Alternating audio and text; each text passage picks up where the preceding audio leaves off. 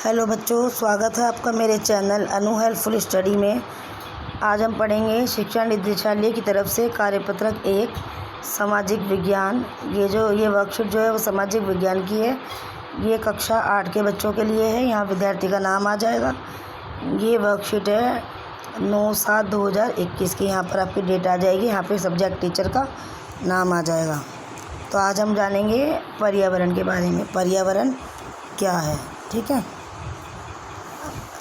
ये पर्यावरण के 3 घटक होते हैं: प्राकृतिक पर्यावरण, मानव पर्यावरण और मानव निर्मित पर्यावरण। तो पर्यावरण के जो घटक है मानव में क्या आता है? व्यक्ति हम खुद आ जाते हैं, एक परिवार आ जाता है, समुदाय आ जाता है, इसमें आसपास के होते हैं, आसपास हमारा पास पड़ोस होता है, हमारा धर्म आ जाता है, शैक्षिक स्थान आ जाता है, आर्थिक और राजनीतिक स्थिति आ जाती है, और प्राकृतिक पर्यावरण में क्या होता है?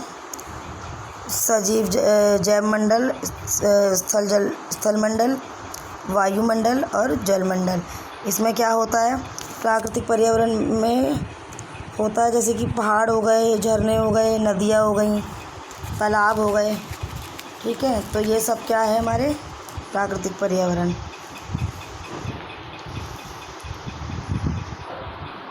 और मानव निर्मित पर्यावरण में क्या आता है? इमारतें बना ली मानव ने, क्या बनाया? पार्क बनाए हैं, पुल बनाए हैं, सड़कें बनाई हैं, स्मारक बना दिए, उद्योग बना दिए। ये सब क्या है? मानव निर्मित पर्यावरण, ठीक है। चलते हैं नीचे की ओर।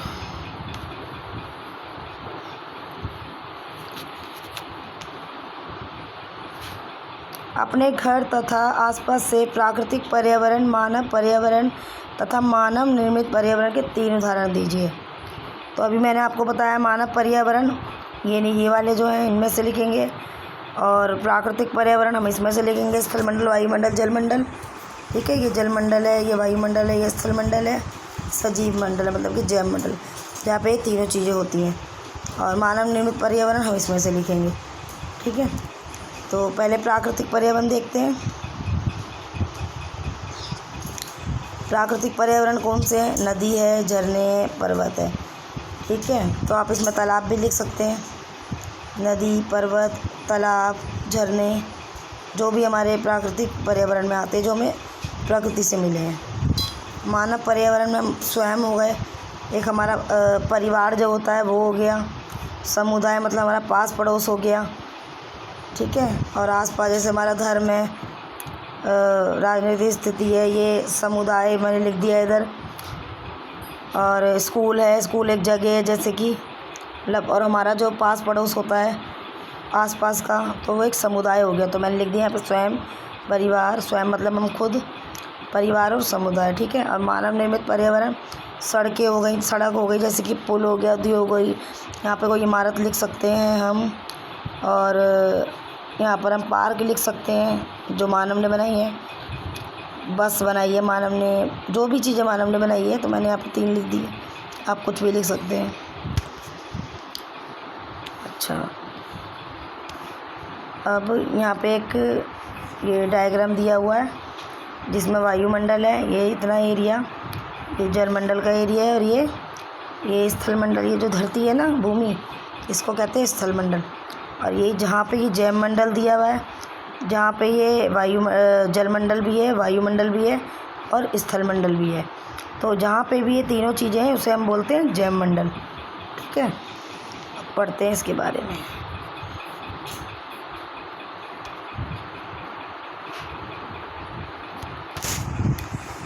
स्थलमंडल वह क्षेत्र है जो हमें वन, कृषि एवं मानव बस्तियों के लिए, भूमि, पशुओं को चरने के लिए घास स्थल प्रदान करता है। मतलब स्थलमंडल वह क्षेत्र है, वह एरिया है जहाँ हमें वन मिलते हैं, कृषि मिलती है, मानव बस्तियों के लिए, भूमि, पशुओं को चरने के लिए घास स्थल प्रदान करता है। स्थलमंडल में क्या करते हैं हम? जंगल होते हैं। स्थलमंडल क्या? धरती। अभी मैंने आपको दिखाया था स्थलमंडल, ये देखो, मैं एक बार और बता देती हूँ, ये रहा स्थलमंडल, ठीक है। तो यहाँ पे हमें क्या मिलता है? यहाँ पे वन है, कृषि है, मानव बस्तियों के लिए भूमि है, भूमि पशुओं को चरने के लिए, क्या है, घास स्थल प्रदान करता है। यह खनिज संपदा का भी एक स्रोत है। तो यहाँ पे हम ये चीज़ें कर सकते हैं जो हमें स्थल मंडल में मिलती हैं।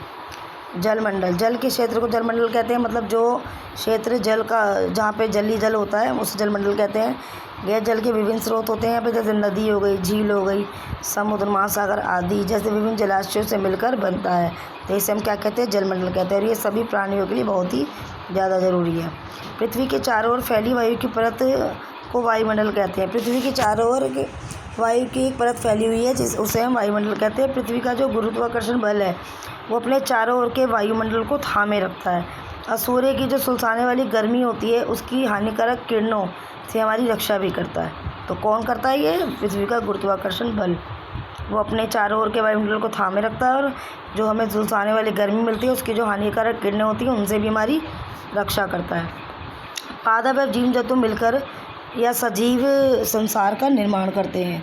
यह पृथ्वी का वह संकीर्ण क्षेत्र है जहाँ स्थल, जल, वायु मिलकर जीवन को संभव बनाते हैं। तो इसमें क्या, पादप क्या होते हैं, पेड़ पौधे। ठीक है, तो पादप जो है, पादप और जीव जंतु मिलकर जैव मंडल, यानी कि पादप और जीव जंतु क्या करते हैं, ये स्थल मंडल, वायुमंडल, जल मंडल, इन तीनों को यूज़ करते हैं, यानी कि जैव मंडल या संजीव संसार का निर्माण करते हैं। यह पृथ्वी का वह एरिया है जहाँ स्थल, जल, वायु मिलकर जीवन को संभव बनाते हैं, जहाँ पर जीवन संभव है, मतलब। ठीक है, अब मैचिंग करते हैं। निम्नलिखित के सही जोड़े बनाओ। स्तंभ ए, स्तंभ बी। जैव मंडल वह संकीर्ण क्षेत्र जहाँ स्थल, जल एवं वायु परस्पर क्रिया करते हैं। वायुमंडल पृथ्वी को घेरने वाली वायु की चादर। ठीक है, जलमंडल क्या है, एक पूरा जलीय क्षेत्र। पर्यावरण जो है हमारे आसपास का क्षेत्र। ठीक है, तो इसी के साथ हमारी वीडियो समाप्त हुई। थैंक यू बच्चों।